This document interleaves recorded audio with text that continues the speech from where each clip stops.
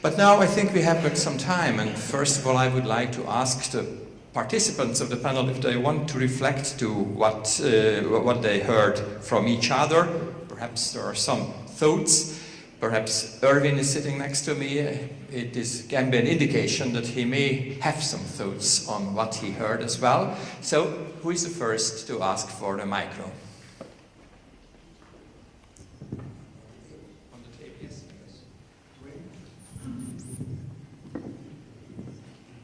yes.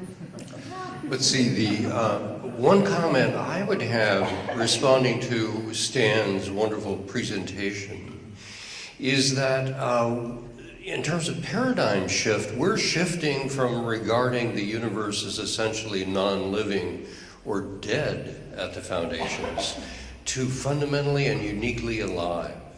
In other words, we're learning how to live within a living universe. And this is not a new idea.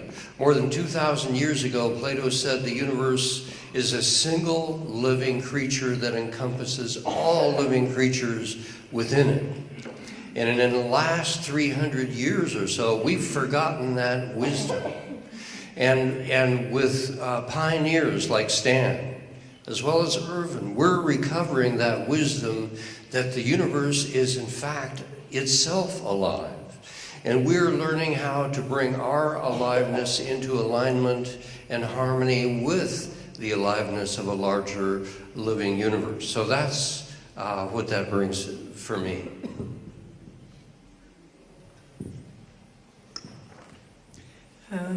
Maybe I could add that there are a lot of wonderful things happening. You know, we are looking very often, we tend to look at what's not working and all the huge problems that we have. And if you read the newspapers, you only see what's going wrong and how terrible the world is. And there's no news of good things that are happening. But the cities are starting to be green. Even you can have your garden on the side of your building and have your vegetable taken from the side of your building.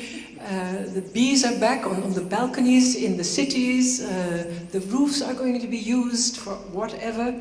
So there's a lot of young people, and what I said in my talk, you know, there's a lot of young people who are naturally connected with the oneness of all life, and that's very hopeful. And I have grandchildren now, and they are so much more alert than sometimes other babies, let's say. But generations coming are showing that the world is changing, and we have to work hard to make a change. But it is also just changing, so that's very hopeful.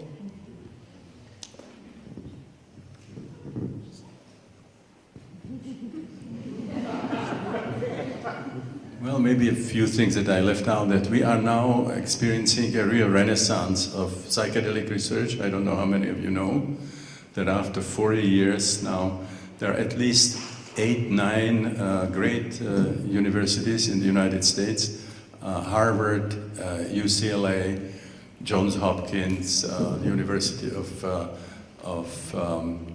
Arizona, State University in New York, UCSF, University of California, San Francisco. There's a major study now happening in Burghölzli, where this is the university department of psychiatry, where Jung did his work with psychotic patients. They use all the new imaging techniques now with psychedelics, and it's in Israel and all kinds of other places. So that's one thing.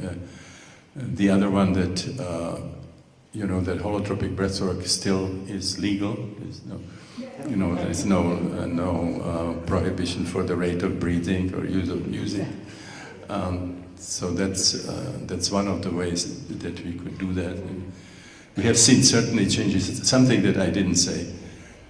When people do responsible work with these states, whether it's breath work or spiritual practice or supervised work with psychedelics, there are major changes in the hierarchy of values. They, for example, work through a lot of aggression. They develop a sense of compassion. You don't have to teach them ecology when they experience their oneness with nature. They know that you cannot do anything to nature that you don't do simultaneously to yourself.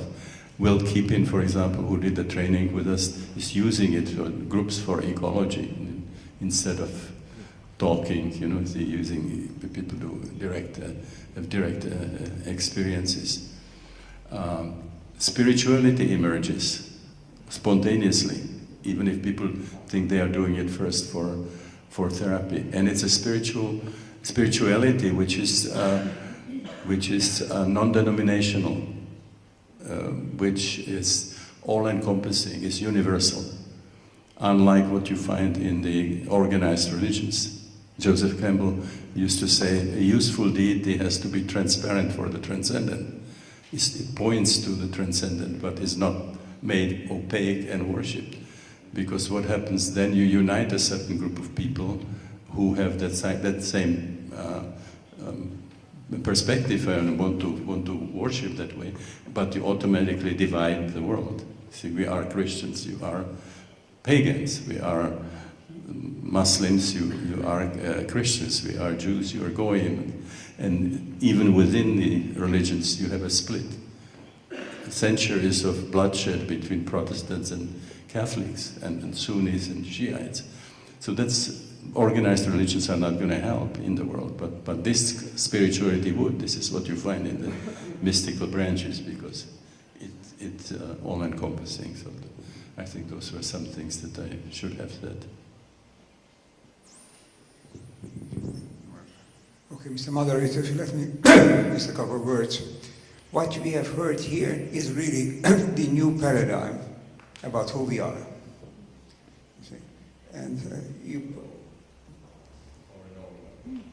well, or the very old one, yes, coming back, yes.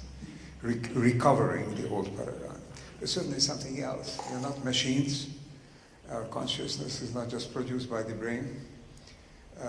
But when we feel this oneness, which I think is the basis for action, the feeling ourselves part of this universe, part of the cosmos, and then of course part of life on Earth, that this is not just some fantasy intuition. On the one level, which you didn't mention today, but it should just be mentioned, on the level of the quantum physics, you also find this oneness, you know. All the quanta are there, and our brain operates as a macroscopic quantum system.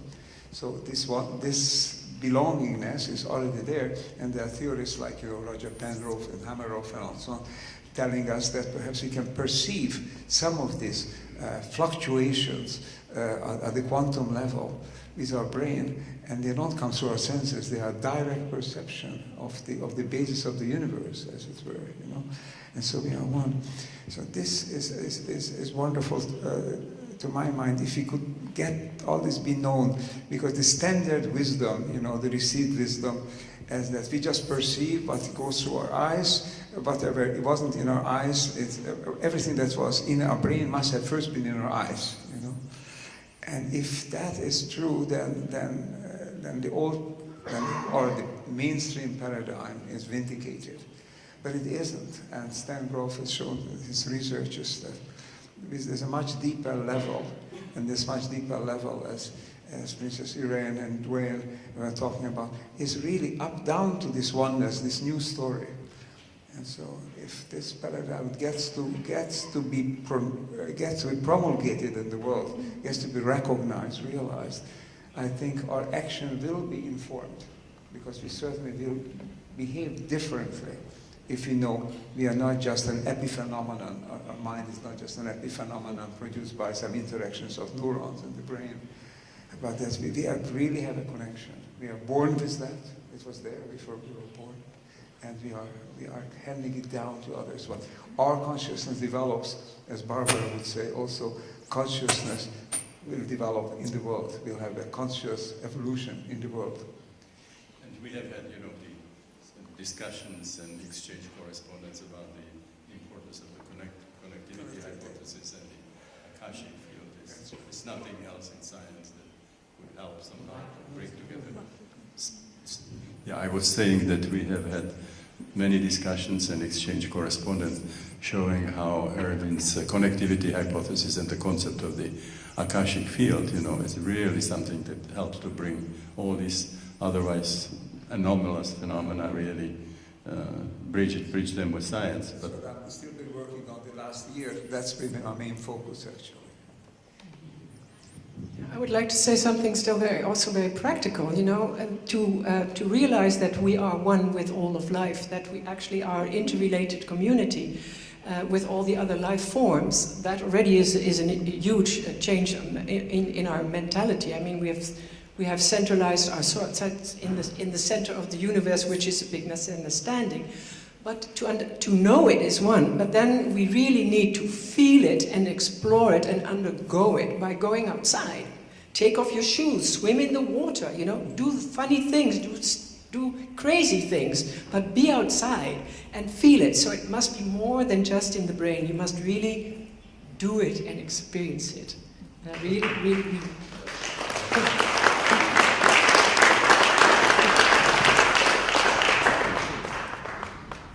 Thank you very much.